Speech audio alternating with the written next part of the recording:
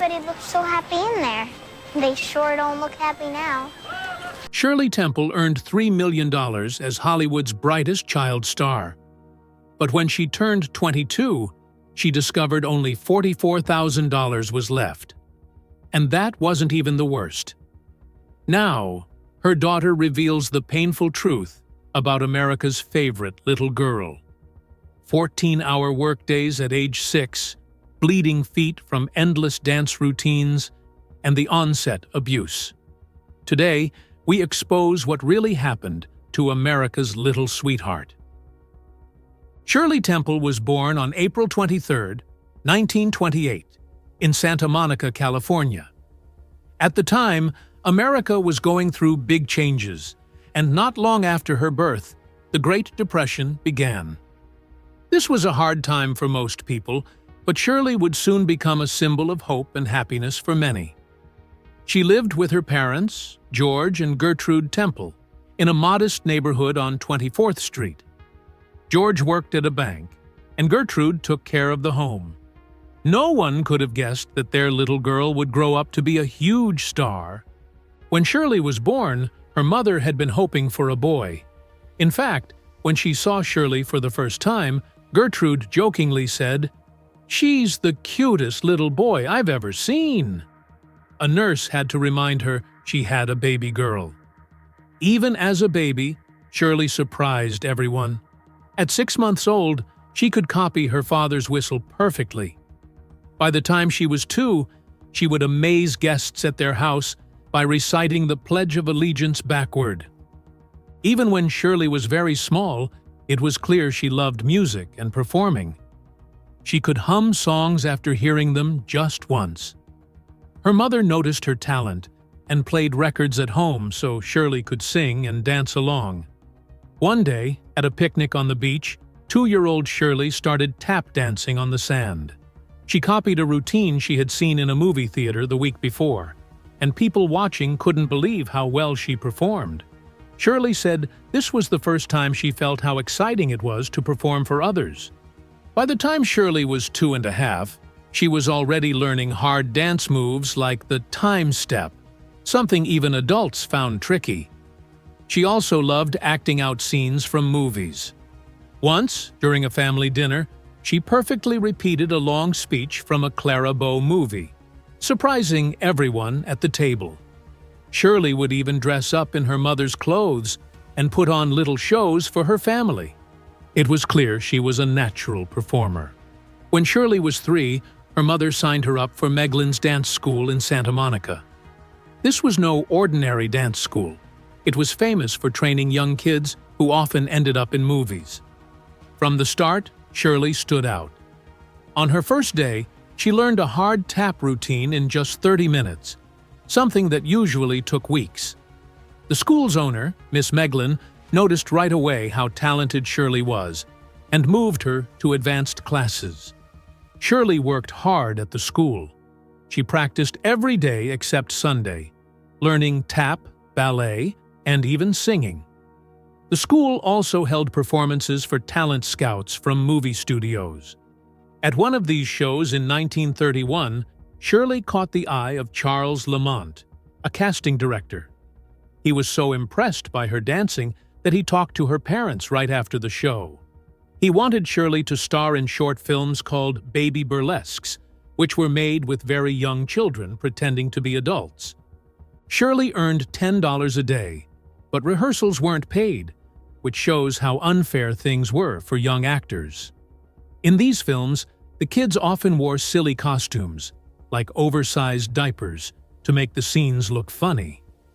In one movie, War Babies, Shirley played a character like a flirty dancer, and in another, Polly Tix in Washington, she acted as someone sent to charm a politician. The humor was strange because it mixed innocent children with very grown-up ideas. Looking back, Shirley said these films were not right. They made kids act in ways that didn't fit their age and included ideas about race and gender that were unfair and offensive. For example, African American kids were shown in roles like cannibals or porters, which reinforced bad stereotypes. Today, people agree these films were wrong, but back then, they helped Shirley get noticed and start her path to becoming a star. The way the kids were treated behind the scenes was just as bad. The director had a punishment box, a small room with a block of ice inside. If a child didn't behave, they were locked in there. Shirley was sent to this box a few times. She said it didn't hurt her in the long run, but it shows how poorly kids were treated. Despite all of this, Shirley didn't let these tough times stop her. She worked hard, stayed cheerful, and kept going. She was only 5 years old when, in late 1933, a songwriter from Fox Studios saw her dancing in a theater lobby. He couldn't look away. Her charm and energy were something special. This lucky moment led to her first audition for a movie called Stand Up and Cheer.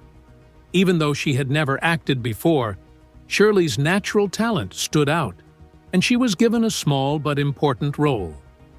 The movie was about spreading hope during the Great Depression, and Shirley's bright smile and lively dancing became the heart of the film. In one scene, she even taught her co-star, James Dunn, a dance she already knew because there wasn't time to create a new one. Her quick thinking and charm made the scene unforgettable. When the movie came out in May 1934, Shirley stole the show. Audiences fell in love with her, and soon everyone knew her name. Fan letters started pouring in, and the studio realized they had a star. They quickly signed her to a contract, paying her $150 a week, a lot of money for a child back then. After her success in Stand Up and Cheer, the studio gave her bigger roles in movies like Baby Take a Bow and Bright Eyes. In Bright Eyes, Shirley sang On the Good Ship Lollipop, a cheerful song that became her signature. It was so popular that over 500,000 copies of the sheet music were sold. Shirley's talent wasn't just noticed by audiences.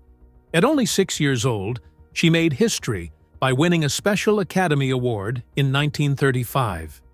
It was a tiny Oscar, just her size, given to her for bringing so much joy to the screen. The moment was as sweet as she was. After sitting through a long 3-hour ceremony, Shirley turned to her mom and asked, "Mommy, can I go home now?" Everyone laughed. Her films from that year had made over $20 million for Fox Studios, a massive amount during a time when movie tickets cost only 25 cents. From 1935 to 1938, Shirley became Hollywood's biggest star. She was so popular that she outshined all the adult actors of the time, like Clark Gable and Joan Crawford. Her movies were huge hits. In 1935, at just 7 years old, she starred in The Little Colonel, Curly Top, and The Littlest Rebel. One unforgettable moment from The Little Colonel was her dance with Bill Bojangles Robinson, the first interracial dance scene in a major Hollywood movie. Her fame kept growing. By 1936, Shirley was earning $50,000 per movie, more than most adults in Hollywood. Her image was everywhere, from dolls and clothes to cereals and drinks. Everything with her name on it sold like crazy. Shirley wasn't just loved in the U.S., she was adored around the world. In 1937, while starring in hits like Wee Willie Winkie and Heidi, she was voted the most popular movie star in 12 countries. Even in Germany, Nazi propaganda praised her, calling her the ideal Aryan child, a comment that upset her Jewish studio head, Darryl F. Zanuck. By 1938, Shirley was earning $307,000 a year, more than any other woman in Hollywood. Her movies, like Rebecca of Sunnybrook Farm, continued to make millions. However, towards the end of 1938, her final movie that year, Just Around the Corner, didn't do as well, hinting that audiences might be getting tired of her. Shirley's success wasn't just about fame, it saved an entire studio.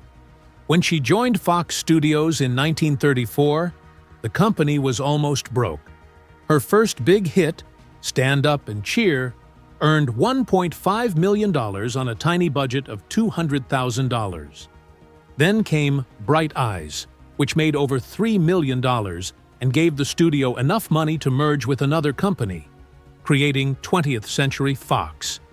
Shirley became the studio's most valuable star. Her movies kept the studio afloat, earning millions year after year. Darryl F. Zanuck once famously quipped, "The entire Fox studio, which was Shirley Temple plus everyone else, was making much less money than Shirley Temple alone." By 1940, thanks to her, the studio had gone from being in debt to having $30 million in the bank. Shirley was so important to them that they even insured her famous curls for $50,000 in case anything happened to them. But behind the scenes, Shirley Temple's childhood wasn't as happy as her movies made it seem. She was just 3 years old when a director, Charles Lamont, discovered her in 1931. From that moment, her life became all about work. By the time she was famous in the 1930s, Shirley was working long days, 12 to 14 hours, 6 days a week. In 1934 alone, she made 10 movies, including Bright Eyes, the one that made her a star. Her mother, Gertrude, stayed close to her on set, always fixing her famous 56 ringlets and making sure Shirley looked perfect for the cameras. The pressure was enormous. The studio saw Shirley as the key to saving 20th Century Fox from going bankrupt during the Great Depression. They paid her $1,000 a week, an unheard of amount for a child back then. But in return, they expected perfection. Shirley couldn't make mistakes, no matter how tired she was. She always had to smile and be cheerful because people looked to her movies for hope. Behind the scenes, it was even harder. Shirley practiced long dance routines with her co-star, Bill Bojangles Robinson. She spent hours tap dancing, sometimes on stairs, until her feet hurt and bled. Still, she was told to keep smiling. There was no time for school either. She studied a little during breaks on set, but it wasn't enough. Later, when her movie career slowed down, she struggled to adjust to regular school life. Sometimes, Shirley had to work even when she was hurt or sick. One time, at just 4 years old, she had a foot injury that felt like knives stabbing her. But the director made her keep dancing. Another time, after having ear surgery, she was back on set the very next day. The studio didn't seem to care about her pain or health. To them, the most important thing was getting the movie finished, no matter what it cost her. As Shirley became more famous, strange rumors about her started spreading. The weirdest one was that she wasn't a child at all, but a 30-year-old woman with dwarfism. People in Europe believed this so strongly that it became a big deal. They thought her mature behavior, her sturdy build, and her perfect teeth, never showing gaps from losing baby teeth, were proof. But the truth was simple. Shirley wore caps to cover missing teeth, which was common for child actors. Some even claimed her curls were fake, or that her teeth had been filed down. The rumors got so bad that critics started analyzing her every move, looking for signs she wasn't really a kid. The rumor got so out of control that the Vatican decided to investigate.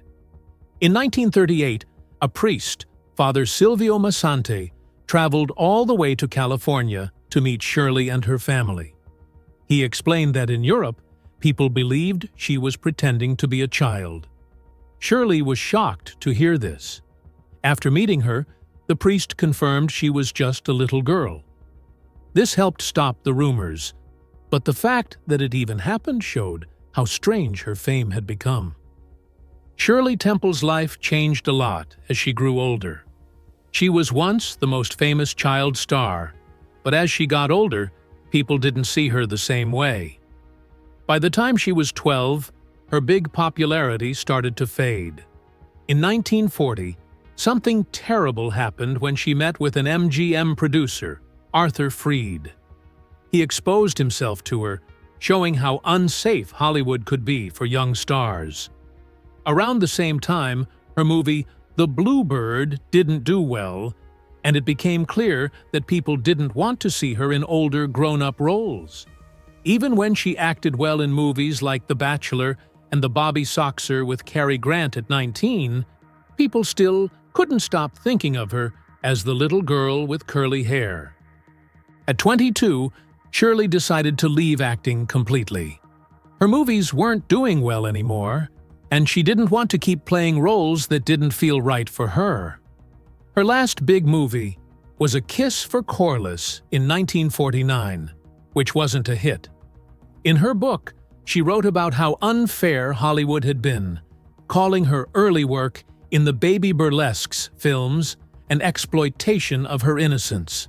Leaving acting wasn't just about her career, it was about finding a new, better life. Soon after, her life changed again. She met Charles Alden Black, a businessman, at a party in Hawaii. He almost didn't go to the party because he wanted to go surfing instead, but they ended up meeting anyway. They got married in 1950, and their marriage lasted for 55 years. Charles brought stability to Shirley's life after all the chaos of her childhood. They loved each other deeply, and people around them said they never spent more than a few days apart. Shirley became a mother to 3 children: Linda Susan, Charles Jr., and Lori. Lori's life took a very different turn from her mother's. She became the bassist for a rock band called the Melvins and used the stage name Lorax. Her time in the band wasn't easy, with struggles in her personal life and arguments in the group. She eventually left the band and started working in photography. Despite rumors that she died of a drug overdose, she survived and moved on with her life. Moreover, Shirley Temple was a child star who made millions, but her parents mishandled her money. In the 1930s, Shirley was just 6 years old when she became Hollywood's highest-paid child star. She earned $1,000 a week, which would be like $22,000 a week today. On top of that, her mother was paid $250 weekly to style her hair and coach her, and Shirley got big bonuses of $15,000 for every movie she finished. Shirley also made money outside of acting. She had a whole line of products with her name on them: clothes, dolls, and even sheet music. She appeared in ads for things like Bisquick and Corn Flakes. At her peak, she was earning $10,000 a week, making her one of the richest people in Hollywood. Only Louis B. Mayer, the boss of MGM Studios, made more. But all that money didn't stay with Shirley. Her father, George Temple, was in charge of managing it. Instead of saving it for her, he spent it on himself and the family. He bought expensive cars, hired a big household staff, and made bad investments.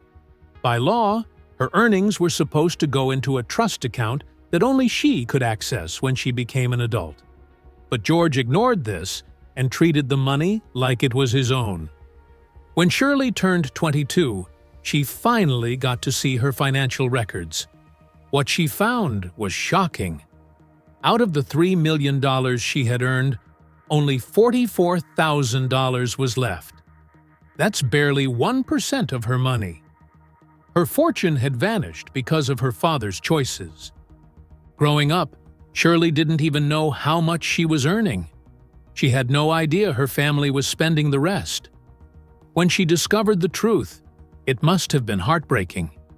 Shirley had retired from acting, thinking she could live comfortably on her earnings. Instead, she found herself nearly broke. What makes her story even more surprising is how she reacted. Shirley didn't get angry or blame her father. She forgave him. In her autobiography, Child Star, she wrote that she felt no anger or disappointment when she learned about the lost money. She and her husband decided not to take the matter to court and didn't even talk about it while her parents were alive. Shirley said they chose forgiveness to keep the family together. Despite losing almost everything, Shirley stayed close to her parents, especially her mother. She even dedicated her autobiography to her mother, calling her loving and showing how much family meant to her. Shirley Temple surprised everyone when she went from being a famous actress to working in politics and diplomacy. At 39 years old, in 1967, she decided to run for Congress in California. She didn't win, but came in second place. It was a big step for her, even though the start wasn't easy. 2 years later, something unexpected happened. At a party, Henry Kissinger, who worked for the government, overheard her talking about a complicated issue in Southwest Africa, now Namibia. He was amazed at how much she knew. This one moment changed her life. Soon, President Nixon asked her to represent the U.S. at the United Nations. At the UN, Shirley worked hard. She fought for refugees, cared about the environment, and helped address problems older people were facing. People were impressed with her work. In 1974, President Ford made her the U.S. ambassador to Ghana. This was a huge deal because she became the first woman ever to hold such a position. Even though some doubted her at first, she proved them wrong. She earned respect from many, including Henry Kissinger, who said she was smart, tough, and disciplined. Her biggest moment as a diplomat came in 1989. President George H.W. Bush made her the U.S. ambassador to Czechoslovakia. This was an important time because communism was ending in Eastern Europe.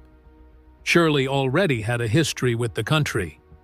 In 1968, she had been in Prague when Soviet tanks rolled in to stop the Prague Spring. Now, as ambassador, she watched history unfold again during the Velvet Revolution, which peacefully ended communist rule. Shirley openly supported the people fighting for democracy. She even helped the new president, Václav Havel, on his first trip to Washington. Her work there lasted until 1992, during which she saw the country transform and later split into two nations. Balancing her public life and her family wasn't easy. After marrying Charles Black in 1950, she lived as a housewife for many years, raising her 3 children. But staying home wasn't enough for Shirley. She missed being involved in something bigger. When her kids were older, she took on diplomatic roles that required long trips away from her family. Her husband supported her, and her family found ways to adjust. Once, her young daughter heard about her new job and said, "But Daddy, isn't she a little girl?" It was a funny reminder of how people still thought of her as the little Shirley Temple from the movies. Shirley's fame as an actress helped her a lot in diplomacy. She once joked that Shirley Temple opens doors for Shirley Temple Black. People remembered her, and this made them curious to hear what she had to say. In Ghana, people loved seeing her in the news, which helped her connect with them. In Czechoslovakia, even their president told her how much he enjoyed her movies as a kid. But she knew fame wasn't enough. She worked hard to earn respect and took her job seriously. Her acting skills also came in handy. She memorized details easily, used humor to build relationships, and stayed calm under pressure. During the Velvet Revolution, she supported people fighting for freedom and helped the U.S. play a positive role in the change. In 1987, she was honored as the first honorary U.S. Foreign Service officer, which showed how much she had accomplished. Shirley also spoke out against exploitation in Hollywood. She shared horrifying incidents, like when a producer exposed himself to her when she was just 12. Another producer tried to assault her when she was 17. These revelations were brave and exposed the dangers young actors faced. She also revealed the physical toll of her career, like the painful process of maintaining her famous curls with nightly routines and vinegar soaks that burned her eyes. Her honesty helped change how the industry treated child actors and inspired conversations about safety and respect in Hollywood. Her openness wasn't limited to Hollywood. In 1972, Shirley was diagnosed with breast cancer, and instead of keeping it private, she made it public. At the time, people didn't talk openly about cancer, especially breast cancer. But Shirley chose to speak up, even holding a press conference from her hospital room after her mastectomy. Her bravery encouraged thousands of women to take their health seriously and seek medical care. She also advocated for patients' rights, insisting that women have a say in their treatment. Her famous quote, "The doctor makes the incision, but I make the decision," empowered women to take control of their health care. Her efforts challenged medical practices of the time and led to better communication and consent between doctors and patients. Shirley's films left a lasting mark on American culture. During the Great Depression, her movies brought joy and hope to struggling audiences. Her characters, always optimistic and determined, symbolized the strength and resilience of the American spirit. Even President Franklin D. Roosevelt once said, "As long as our country has Shirley Temple, we will be all right." Her movies like Bright Eyes, The Little Colonel, and Heidi became classics, and songs like On the Good Ship Lollipop are still beloved today. Her charm and spirit continue to resonate, making her an enduring icon of hope and positivity. Shirley passed away on February 10, 2014, at the age of 85, due to complications from chronic obstructive pulmonary disease. One surprising detail about her life became public only after her death. Despite her innocent on-screen image, Shirley had been a lifelong smoker, but managed to keep this habit hidden from the public. Even long after her Hollywood career, Shirley Temple continued to have a strong impact on people's lives. When she passed, many fans expressed deep grief, as though they had lost a lifelong friend. For those who had grown up watching her as a child star, she was more than just an actress. They felt a strong personal connection to her. This connection wasn't limited to her generation.